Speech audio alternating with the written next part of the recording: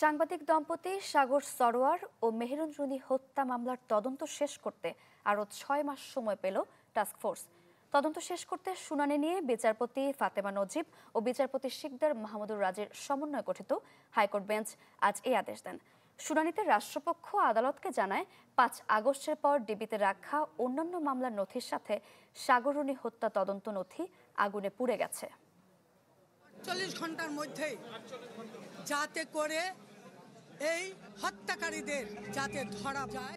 সাংবাদিক দম্পতি সাগর রুনি হত্যা মামলা যেন বিচার ব্যবস্থার দীর্ঘশ্বাসের নাম।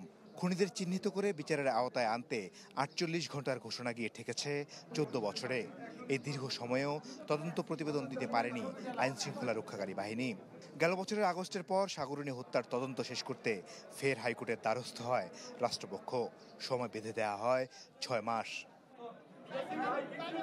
মঙ্গলবার রাষ্ট্রপক্ষ ফের হাইকোর্টে ৯ মাসের সময় আবেদন করে। এ সময় রাষ্ট্রপক্ষ আদালতকে জানায় ৫ আগস্টের আগুনে অন্যান্য নথির সাথে সাগর রুনি হত্যা মামলার নথিও পুড়ে গেছে। পাওয়া যাচ্ছে না অনেক নথি, সেজন্য সময় প্রয়োজন। তবে আলোচিত মামলাটিতে উল্লেখযোগ্য অগ্রগতি আছে বলেও জানায় রাষ্ট্রপক্ষ। আইনজীবী শিশির মনির বলেন, কিছু নথি হারিয়েছে তারাও শুনেছেন। জানান, হাইকোর্ট ফের তদন্ত শেষ করতে সময় বেঁধে দিয়েছেন। রাষ্ট্রপক্ষ একটু বলার চেষ্টা করেছেন যে অনেক কিছুই ডিসঅ্যাপিয়ার হয়ে গেছে, অনেক কিছুই অনেক দিনের আগের নথি, অনেক কিছুই খুঁজে পাওয়া যায়নি।